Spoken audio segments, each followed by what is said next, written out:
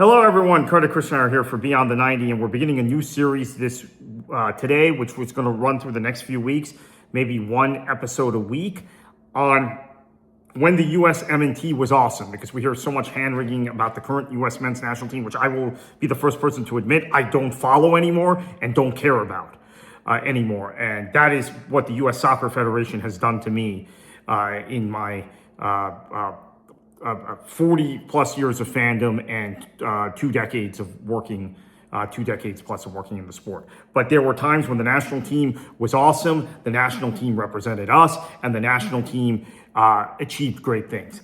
So let's start with the 1995 Copa America tournament. A year before these guys, the Tampa Bay Mutiny won the first regular season title or Supporter Shield. We didn't have an award then at that time in Major League Soccer behind Marco Echeverri, Carlos Valderrama. Sorry, I said Marco Echeverri. My goodness, I'm jumping ahead to us playing Bolivia in Copa America. Marco Echeverri won MLS Cup for DC United that year. Behind Carlos Valderrama, Stevie Ralston, two midfielders who had a telepathic understanding of one another, quite frankly.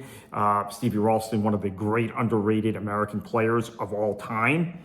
And Roy Lassiter, who led the league in scoring that year. And then you also had contributors like Dom Kinnear, Frankie Gallup, people that, Steve Chichu, people that I think today's fan know well as managers. So let's talk about the 1995 Copa America. The United States makes the semifinals, arguably our best tournament ever as a men's national team. And it was the year before MLS was formed. So we beat Chile with 2 first-half goals from Eric Winalda. Chile was kind of in a stage where they had some superstar players like Zambrano and Salas at the time, but they didn't have the sort of depth that they would have in the 2000s when we remember they were very good in the 10 and 14 World Cups and won a couple of Copa Americas in that period also. We lost to Bolivia because Marco Echeverri, future MLS great, one of the greatest players in MLS history, scored a goal for Bolivia, and then came the unbelievable victory. And this match was this tournament was in Uruguay, but the match against Argentina was played pretty close to the border in Paysandú, which of course Uruguay is a very small country, so the whole country kind of ostensibly is close to Argentina. But we won 3-0 with goals from Frankie Klopas, the great Alexi Lalas, who's one of our best center backs ever, and I know it cuts a controversial figure as a commentator now, but it's okay.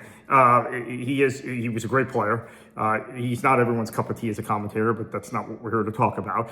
And Eric Winaldo. I happen to think Lalas is what he is, right? I mean, I have a high tolerance for him. I like him, but I know not everyone does. And Eric Winalda, same deal with him. I know not everyone likes him, but again, I have a high tolerance, and I kind of like Eric Winalda, and I think Eric Winalda has a lot of smart things to say about the sport in this country. So those were our 3 goal scorers. We beat Argentina in Uruguay. We move on to the next stage. 6 points in the group stage. We faced Mexico, and we won 4-1 on penalties. It was a 0-0 draw.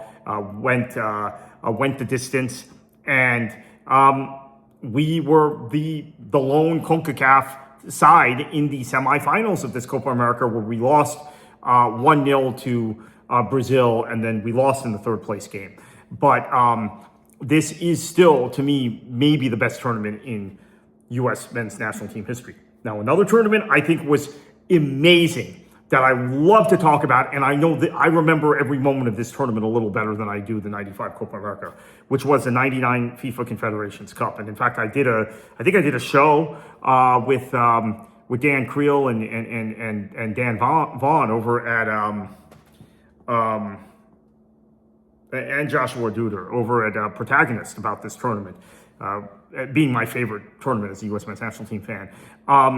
Bruce Arena had just taken over. We had the disastrous 98 World Cup under Steve Sampson, which I think is, look, qualifying for the 98 World Cup was sort of difficult under Sampson, but we ultimately got a result in Mexico City, a 0-0. We beat Costa Rica in what was very much a decisive game in Portland when Tab Ramos got a great goal from distance.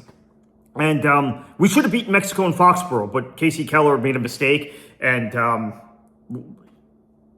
played a ball off of Carlos Hermosillo's back, and it went in the back of our net, so it was 2-2. We got an own goal in that match, though, I think, also. And Eddie Pope had a great header goal in that game. That was early in qualifying. We had some difficulty late in the qualifying in matches against Canada and El Salvador, but we won those both and we qualified. We actually qualified, if you look at the table, fairly easily, but it wasn't that easy. Then in 1998, we looked really good in some of the friendlies. We went to Austria, we went to Vienna, and we won 3-0. I remember that match and being so impressed with the 3-6-1 formation Steve Sampson had thrown out, and this idea of Chad Deering, who was a teammate of Claudio Reyna's in Germany at Wolfsburg, being kind of that anchor man. Didn't quite turn out the way we had hoped in the World Cup. The Harks won all their thing, which I do not want to get into right now. And we might get into it in the future. Was a big part of that. And Harks had been dropped from the team, and Winalda, quite frankly, was terrible in that World Cup and looked out of shape and didn't look like he could play even 30 minutes, let alone 90. The decision should have been made to play Brian McBride up top. But then again, in that formation, maybe McBride was too stationary in that 3-6-1.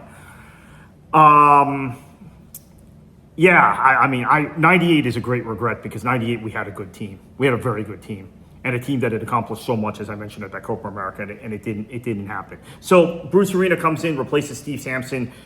We had a friendly against Chile, which I went to in Fort Lauderdale. We looked fantastic in that match. We had a game in San Diego where I felt like we outplayed Mexico, but lost.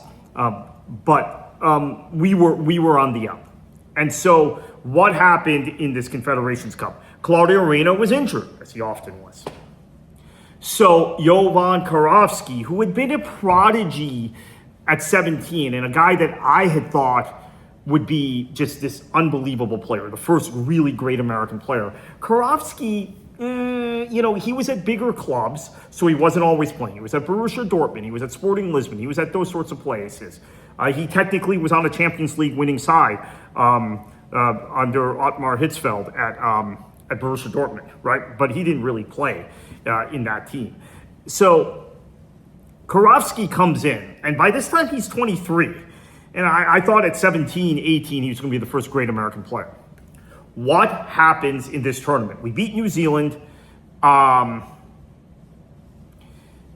We didn't play that well, but we beat New Zealand, so we got 3 points. We then played Brazil. And Joe Max Moore misses a penalty.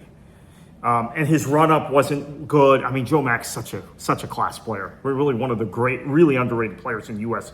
men's national team history. And this was a period of time when he had gone, or was about to go to Everton. Sorry, it was after the tournament he went to Everton and did very well initially in the Premier League. At this point, Joe Max, I think, was still playing with the Revs under Walter Zenga. Ugh. Horrible manager. Great goalkeeper, horrible manager. So we lose to Brazil 1-0, but we play fairly well in that game. We then play Germany in a must-win match, and there's only a few days. Oh, and I should have mentioned this Confederations Cup was in Mexico, so it's being played at altitude. So we got to rotate. We rotate, and we get a goal from Benny Olsen, one of my favorite players, and we get a goal from Joe Max, who does this really kind of interesting goal celebration after. I still remember the run and like the face and all of that. Was pretty fun. We then, and by the way, John Harkes has been recalled to the squad at this point. And I don't think Winalda was taken to that tournament. I should check the squad. But by this time, McBride was the guy. And like I said, we're playing Jovan Karofsky. We're playing a lot of guys. Carlos Llamosa is in the national team now. Those of you, I think most of our subscribers are USL people. Llamosa, of course, the manager of San Antonio FC. Llamosa, a player that Bruce Arena was really familiar with from DC United, loved Carlos Llamosa. He had been naturalized at some point. He's Colombian, obviously, originally, but had never been called in by Steve Sampson. Go figure that one out. Maybe he only got that. Okay, I should clarify. I don't know, but I think he had been naturalized earlier and had never been called in. So he becomes bedrock for the next couple of years. Tony Sane, great player. Another guy Bruce Arena was really familiar with, would move to Germany, had moved to Germany on the backs of DC United's performance in the CONCACAF Champions Cup, where they beat Toluca in the final in '98 and then beat Vasco da Gama in the Inter-American Cup. Tony Sane is at Nuremberg by this point. Oh, by the way, I totally forgot. We beat Germany 3-0 in a friendly in Jacksonville that I was at also. I was talking about the Chile match. I was forgetting that Germany match, 3-0 win, where Sane scored, where Karofsky scored, and where Reina scored. Three players playing in the Bundesliga at the time. That was this year. That was in '99 also in the run-up to the Confederations Cup. And then we ended up playing Germany again in the Confederations Cup. We beat them 2-0. As I said, Mexico game, we lost 1-0 on a golden goal. FIFA was doing the golden goal thing at that time in like the 110th minute. Goal by, I think it was Cuauhtemoc Blanco, future MLS player. Cuauhtemoc was great at the time. So that was difficult for us. But then we came back and bounced back with a 2-0 win over Saudi Arabia in the third place game. Paul Bravo, another guy I think people in USL and MLS now know because of his role as a technical director. Paul Bravo scored in that game, and so did Brian McBride. So what is the legacy in terms of the tournament? Well, we reestablished ourselves in good vibes after the disaster of the '98 World Cup. In fact, late summer '99, I'm so upbeat about the U.S. men's national team program. We got these two young 17-year-olds, DeMarcus Beasley and Landon Donovan, that are coming through the system. We've got a really, really good young core of strikers in Connor Casey and Taylor Twellman coming through the U20 ranks. And then we've got this great success in the Confederations Cup. The '98 World Cup was forgotten at that point for people like me. And then Casey Keller was the top goalkeeper and was named the top goalkeeper by FIFA in this tournament. And so Keller, who had made a terrible blunder in the League Cup final when Spurs, who we would play for in the future, lost to beat Leicester City. He was Leicester City's goalkeeper at the time. Late in that match, he had redeemed himself with this tournament, and then he would get a move to Rayo Vallecano and be just at a top level for the next not quite a decade, but next 5 or 6 years, for sure. So it was a great tournament. One of my favorites as a U.S. men's national team fan. We're gonna talk about these good times for the U.S. men's national team the next couple of weeks. This is, as I said, just the very first look at that. I love to talk about USMNT history. People might confuse my indifference for the USMNT at this moment in time with a contempt for the program. No, I love the program. That's why I have a contempt for what's going on now. That's why I have a contempt for the U.S. Soccer Federation. That's why I have a contempt for some of the arrogance of the current crop of players. They are totally not likable like the group in the 90s and the group in the 2000s. I just mentioned two guys, Brian McBride and Tony Sane, guys who worked their way up the hard way through the A-League and toiled in obscurity and played together for the Milwaukee Rampage, for F's sake. Now, so many of our players have a silver spoon in their mouth, comparably speaking, and they do not have the same drive and competitiveness. That is the point of doing this, among other reasons. We'll see you next time.